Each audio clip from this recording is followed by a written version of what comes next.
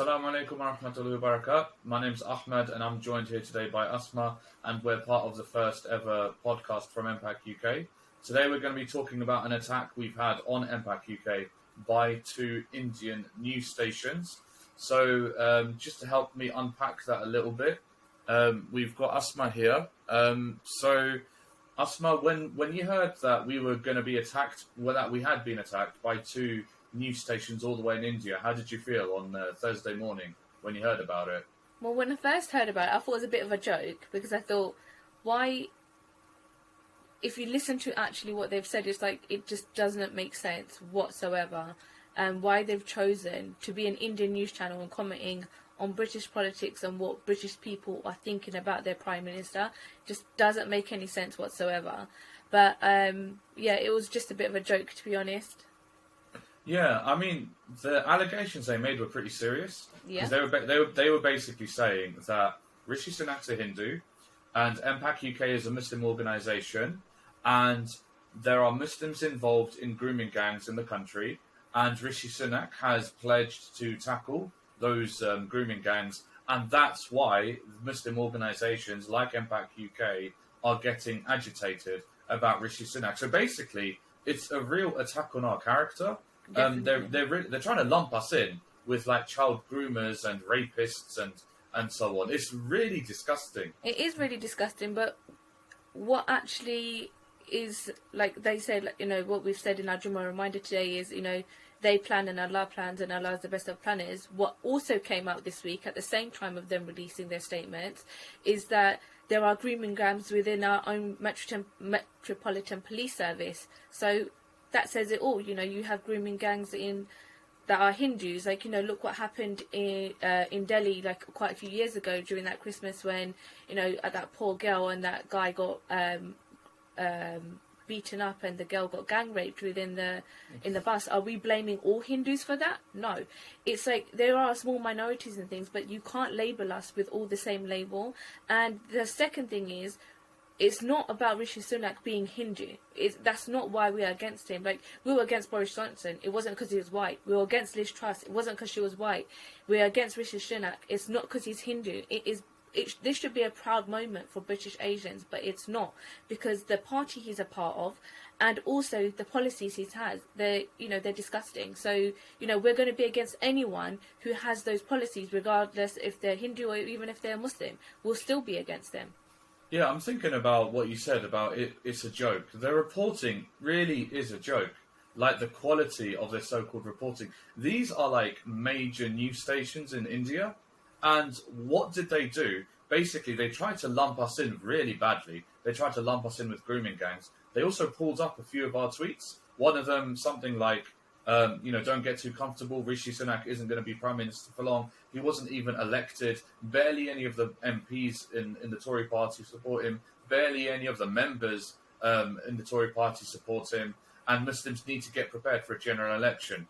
And they tried to misconstrue that as a threat, when basically anyone who looks at MPACUK knows that for decades we've been trying to get Muslims involved in elections. You know, we've been doing door-to-door campaigning, we've been, you know, hosting hustings, we've been debating like on the doorsteps of mosques, trying to get Muslims prepared for elections and so on. So it's really, really the lowest tier possible of journalism, as you said, bordering on a joke.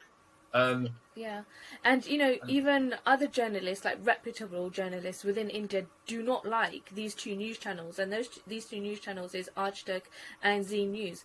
No one likes them. When I was doing my research into them, there are so many articles and there's so many people slandering them because their news is literally... It's not slander if it's true. Yeah. It's not slander if it's true. There you go. Because half of everything they say, they misconstrued everything. There was a program that they did that, you know, there were Muslims joining in with Garba, and you know, they're saying that, you know, Muslims don't integrate, and when we're trying to integrate, you're turning it into something that it's not.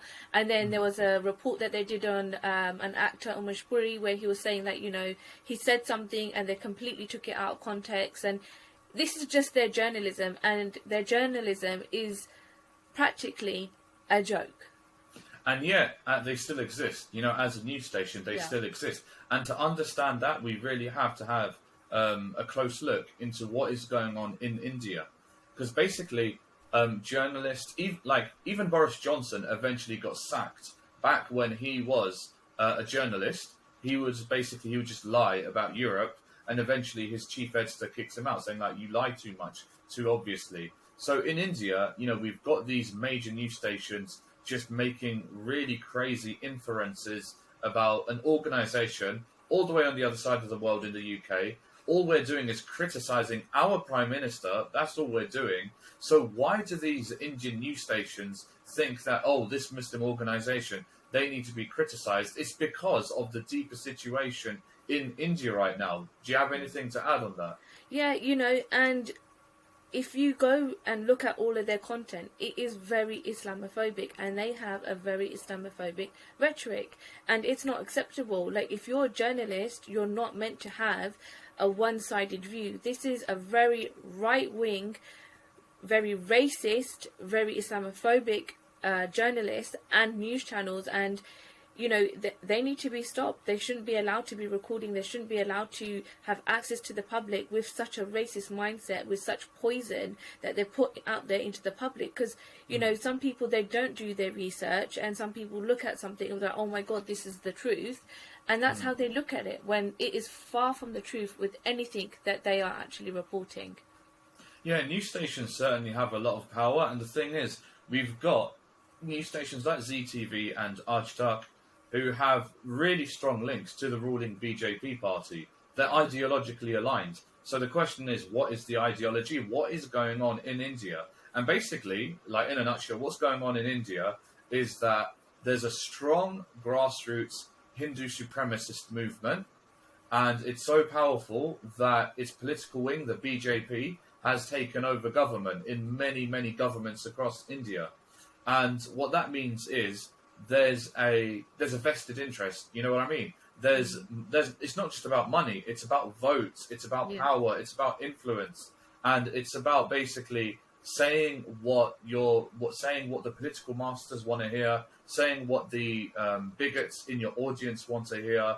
That's how they build on each other's power. So there's something in it for them about in terms of lying about a Muslim organisation all the way over in the UK.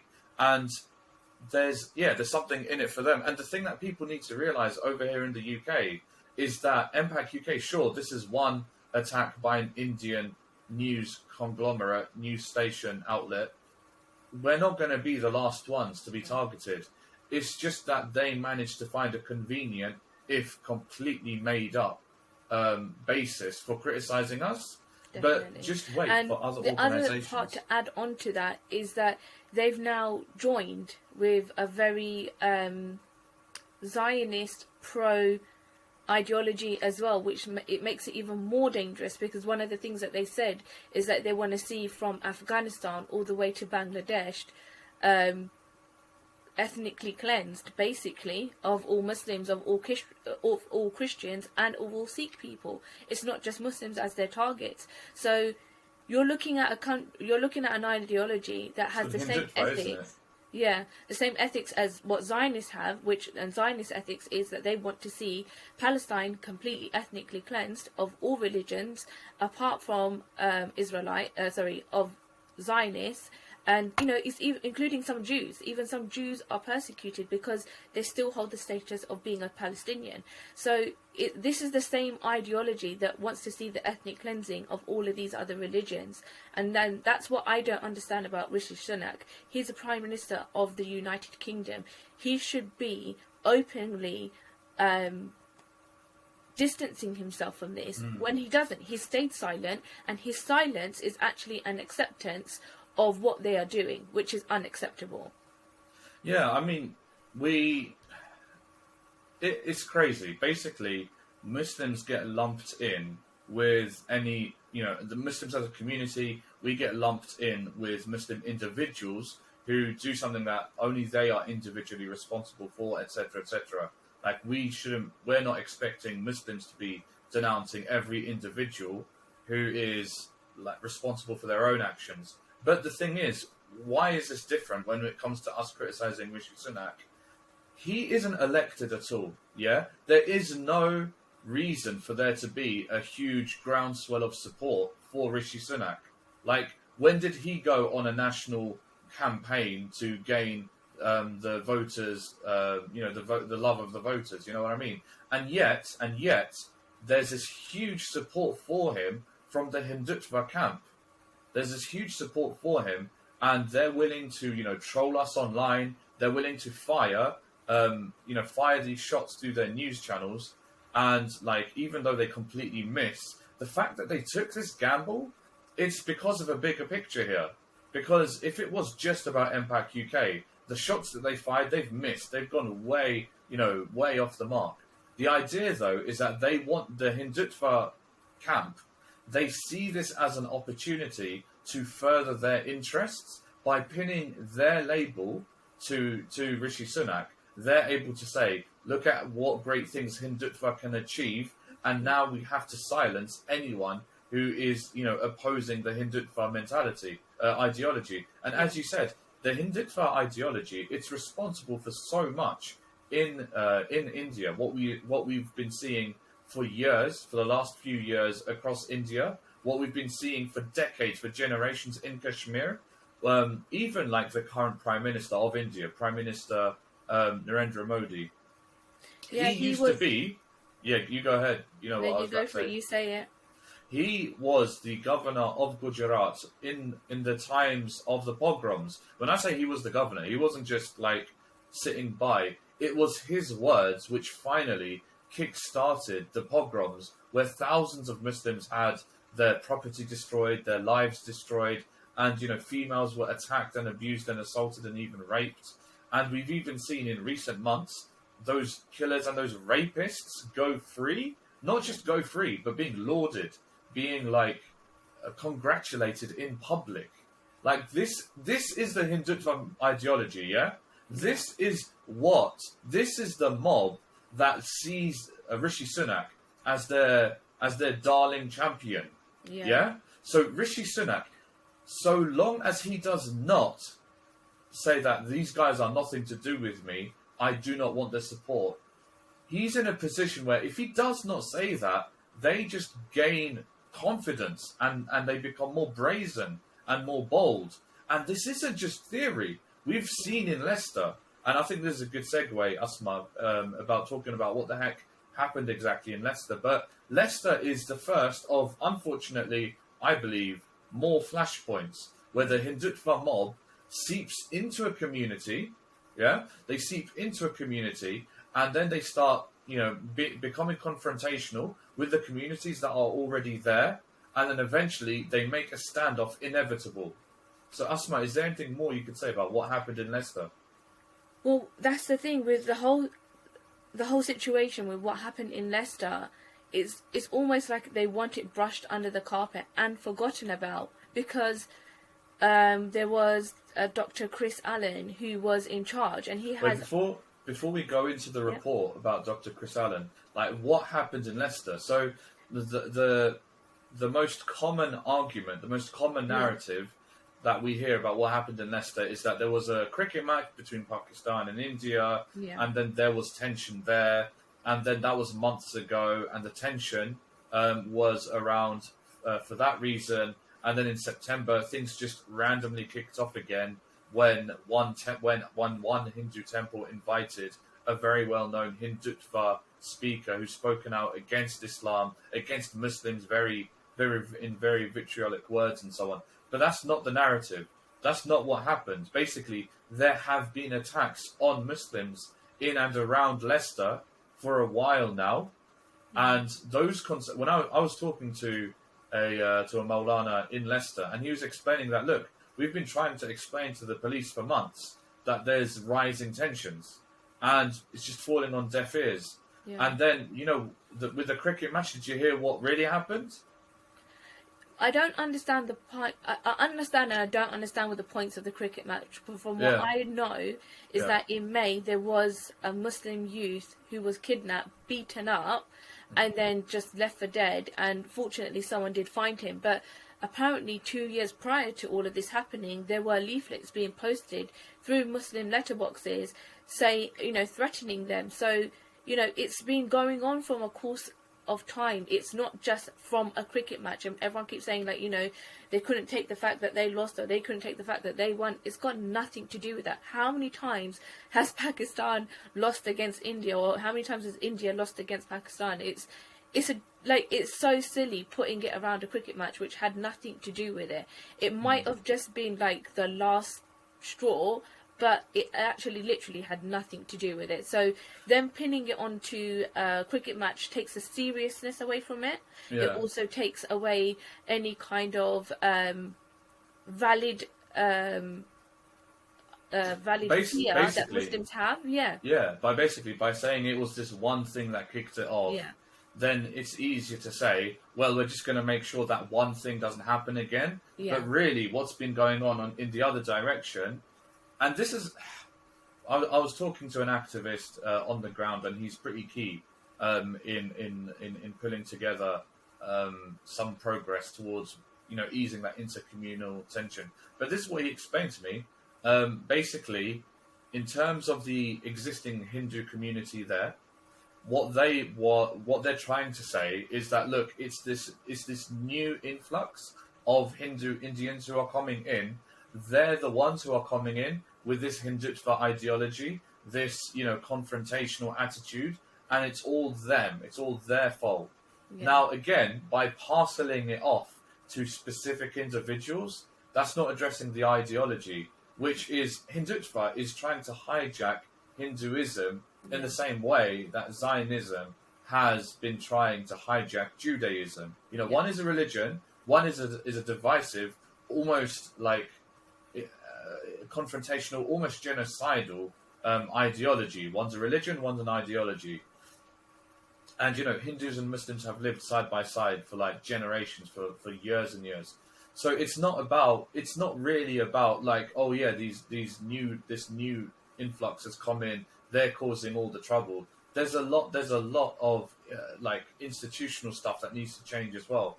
And basically, what Leicester is an example of is, if we leave the Hindutva ideology to keep growing in the UK, we're going to see more of it, because there's been no like introspection from the Hindu institutions in terms of like, this Hindutva ideology is itself the source of what's going on.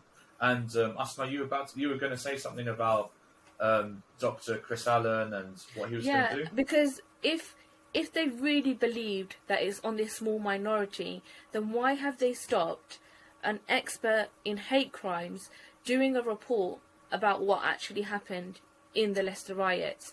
Now, they put so much pressure, and there have been so many death threats that the university that actually Dr. Allen works for has pulled him from the investigation, because this is not something that they're used to, and no university or no institution within the UK is used to receiving death threats or a plunder of emails every single day asking for this person to be removed, just because he said he doesn't believe there is a Muslim issue in this, and he doesn't believe that there is an Islamic issue in this. So, if they truly believe that it was a minority, then why they're not letting him conclude his work, and why have they put so much pressure on him that he's actually had to pull out? That also being said is that when you're just blaming one minority, where have been the rest of the Hindu? Like, every time something has happened in the UK and it has been a Muslim, like, every single Muslim has been made to feel like they've had to apologise. But yet, not one Hindu person has turned around, or one Hindu temple or institution has turned around and said, we're really sorry for this actually happening, and we're going to work towards it not happening anymore. We've not seen any of that. There was a joint statement between Muslims and a Muslim institute and a Hindu institute within Leicester, and they've said that, we've lived together in peace for the last God knows how many years, and we're not a part of this. But you still haven't dealt with it. You've tried to like cover the situation, but you've not actually dealt with the situation. It's like a naughty child. If you just keep kind of covering up for them and be like, oh, they're having a bad day, they're never going to learn. Yeah, so basically.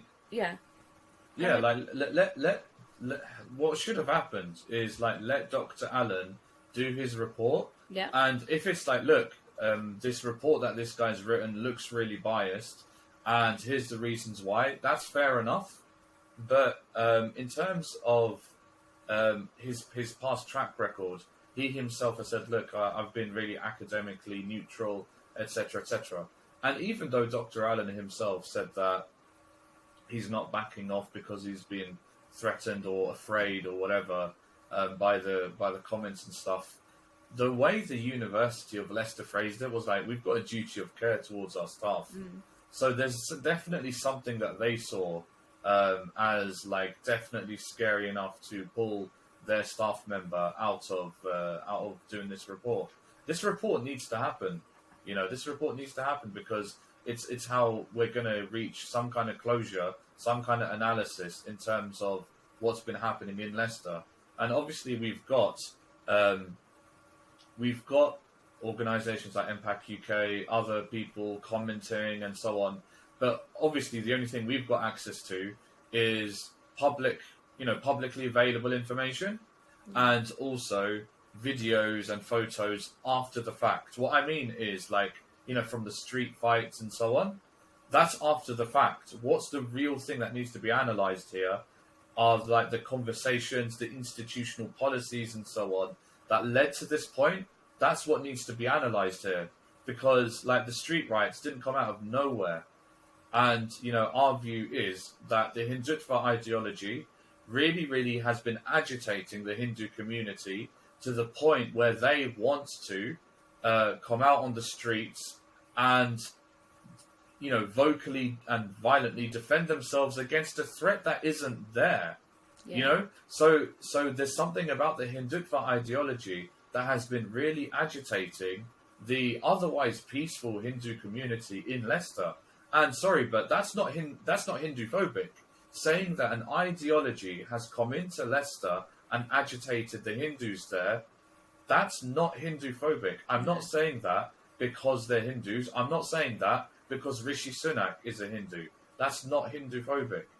Exactly. So, and the other thing as well, at the time that this happened, I think, was it at the time that Rishi was actually trying to get votes within Parliament to go forward as leader for the Tory party the first time in September? He didn't say nothing. Absolutely nothing. He did not speak in any way, shape or form like, this shouldn't have happened, and I'm sorry this has happened, and, going to work towards this not happening again. And he's still not dealt with the situation. So his silence is an acceptance of what they're doing, and that's why they're getting more and more momentum and more cheeky and more aggressive every single time. And until someone puts their foot down and distance Hinduism from the Hindutva ideology, it's not going to change. Yeah, and the thing is, around that same time frame, so looking at August, September time, at that same time, the only thing that Rishi Sunak was saying about the threat of extremism to, British society cohesion, he was basically saying that he's going to be pushing harder on the prevent duty to clamp down on Muslim extremists. So all he's doing is blowing a dog whistle to the Hindutva mob. So it goes back to the way he's not engaging, he's not publicly disavowing them or disowning them or whatever. That makes them feel more confident in terms of the policies that he wants to bring forward, in terms of the policies that he's supported in the past around citizenship, around surveillance, around asylum and refugee rights. Nationality and Borders Bill. The Nationality and Borders Bill, now the Act has become law. So all of that just feeds into the kind of stuff that the Hindutva mob wants to see happen, wants to see leveraged against Muslims. So Rishi Sunak, he really, really needs to make his position clear. Does he want the support of this ideology and this mob or not? If he does, he should just spell it out. He should spell it out, so then people should know what this unelected Prime Minister really wants to see happen in this country. Life is tough enough as it is. We don't need a divisive Prime Minister who supports two divisive ideologies. Because when I say two, I mean, firstly, we've been talking about Hindutva this whole time. but at the same time, he's a Zionist as well. Like he's gone. Like part of the conservative leadership process was going to a hustings that's been organised by the Conservative Friends of Israel, Yeah. and then basically just pitching himself to them. And one of the things he said was that Israel is a beacon of hope, and that was literally a few days after Israel had killed 5 Palestinian boys in a graveyard. Yeah, visiting their dead ones. So that was so heartbreaking. Like, you see the next leader of this country saying that, and at the same time you've got innocent children being massacred, and you have the balls to say that. Like, it's absolutely disgusting. But one good thing that actually came out this week as well, and which is why we put our Jummah reminder out, is that, you know, Allah plans and they plan, but Allah's the best of planners. Like, there was a joint statement today to say that, you know, they won't be moving the embassy to Jerusalem, you know, and that was one of his actual campaign manifestos. Like, you know, I'm going to move the embassy to Jerusalem. It's not happening. So, you know, it's a dog. He is dog whistling, and I think it needs to stop, because it is really dangerous, and you can cause a really dangerous situation for British Muslims in the UK. Like, and if he's actually clever, he can win votes, but he's not, because his silence just says it all. And it's not Hindu phobic to point that out. Exactly. You know, we have been saying the same thing about Liz Truss. I mean, sure, you know, and Boris and David Cameron, Theresa May. We've said it all about them. Yeah, the days, the months, the years that they were in power, we were saying similar things, like you know, watch out for this guy's vested interests, and watch out for them throwing Muslims under the bus. It's not Hindu phobic. It's not Christian phobic. It's not white phobic or anything to say that. They are the ones with power, guys. Yeah. They're the bloody Prime Minister. Well, you know, the most we're doing as MPAC UK is punching up and trying to catch people's attention while we're doing so. Yeah. Because, like, we got to hold power to account. We can't do anything less than that. It's not Hindu phobic to hold the most powerful person in the country to account and ask him to clarify himself with what he's enabling, or what is being enabled. Even if he says nothing, it's not enough. The Hindutva crowd is being enabled by him being in power, so he needs to clarify. He needs to disavow them. He needs to distance himself from them. That is not Hindu phobic. It's not at all. And I think, if we were sat here slandering Hindus, and we were slandering it's because of their religion, and this is what their religion is teaching them, and you know, this, that, and the other, I would completely understand, and I would accept everyone's disapproval of us. But we haven't said that. We haven't brought his religion into any of this. We haven't brought anything that he believes into this, you know. And you know, that should also be seen. The fact that if Rishi Sunak was a Chris Evans, we would still have the same things to say about him, and that is. You mean a ginger? You mean a white ginger? Or you can, even if it was Sajid Javid, if he was the leader of the current party, we would be annihilating him every single day online. I'm telling you that much. We would have so much to say, because you can't be a person of colour and a supporter of the Tory party. I'm sorry, you can't. Their party is one of the most... That's a whole other conversation, but yeah. It's a whole other conversation, but it is one of the most racist parties. So you can't say that we're being racist, or we're being Hinduphobic, or we're being, discriminatory of Rishi Sunak because he is Hindu. It has nothing to do with that. Yeah, and I think that probably wraps up our position in terms of, and our point of view of what's happened. So, inshallah, hope you guys enjoyed listening in. And what we want to do in future is basically, the point of this podcast is we want to hear your issues, your views, and your questions. And then we'll take a topic that grabs our attention. We'll talk about it. We'll discuss possible solutions. So anything like, you know, how you're treated in a school, in the workplace, at university. Asma, what other kind of things do you want to hear from people? You know, just general, if you've ever been affected by Islamophobia, what are your stories? We want to hear about it, because we have solutions.